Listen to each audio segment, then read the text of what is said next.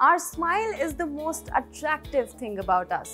लेकिन उस स्माइल को मेंटेन करने के लिए अपनी ओरल हेल्थ को मेंटेन करना भी उतना ही ज़रूरी है.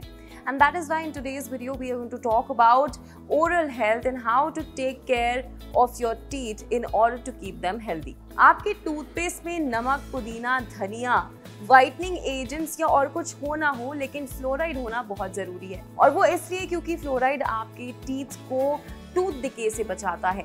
इसी के साथ वो एक प्रोटेक्टिव बैरियर क्रिएट करता है जिससे आपके टीथ हेल्दी रहते हैं. Although you don't have to use too much of the fluoride toothpaste, but do consult your dentist before using it. हम usually mouth wash को बहुत ज़्यादा neglect करते हैं, but it is one of the most important things in order to keep your teeth healthy. Mouthwash works in 3 ways. The first and the foremost कि आपके मुंह में जो भी एसिड मौजूद होता है उसे कम करने में मदद करता है. इसके अलावा जहाँ पर आपका ब्रश नहीं पहुँच सकता वहाँ पर जो भी गंदगी मौजूद है उसे खत्म करने में मदद करता है. इसके अलावा यह आपके टीथ को रीमिनरलाइज करता है.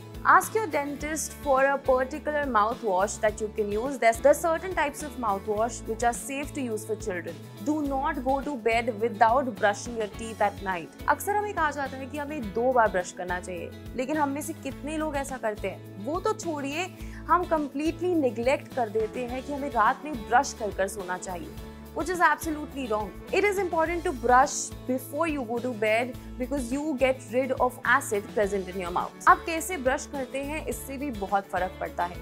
It is important to brush efficiently because if you don't brush properly, it is equivalent to not brushing at all. Be gentle. अपने ब्रश को circular motions में move करें ताकि जितना भी प्लाग आपके दांतों पर जमा है वो हट जाए. लगता है कि अपनी टंग को क्लीन करना इतना important नहीं है, या तो फिर हमें ये नहीं पता कि हाउ इम्पोर्टेंट इट इज.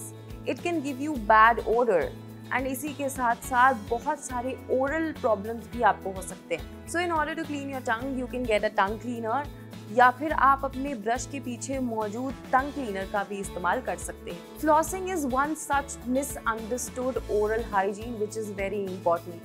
हमें लगता है कि अगर हम फ्लॉस करेंगे या गलत तरीके से फ्लॉस करेंगे तो हमारे गम्स में चोट लग सकती है, जबकि ऐसा नहीं होता. अगर आप सही तरीके से फ्लॉस करेंगे it won't harm you. In fact it is the best thing that you can do in order to reduce the inflammation that is present in the area and clean your teeth excellently. Floss करने से आपके दांतों के बीच में जो भी गंदगी मौजूद होती है आप उसे आसानी से साफ कर सकते हैं. And in order to do that you can floss once in a day, which is absolutely good to reap all the benefits from it. Limit the consumption of sugary and acidic food. हम में से शायद बहुत लोग ये नहीं जानते, लेकिन चाय और कॉफ़ी पीने से हमारे दांतों और हमारे गम्स पे बहुत फर्क पड़ता है. And if you consume them for a very long time, they might affect your enamel as well. Consuming tea and coffee for a very long time might wear out your enamel.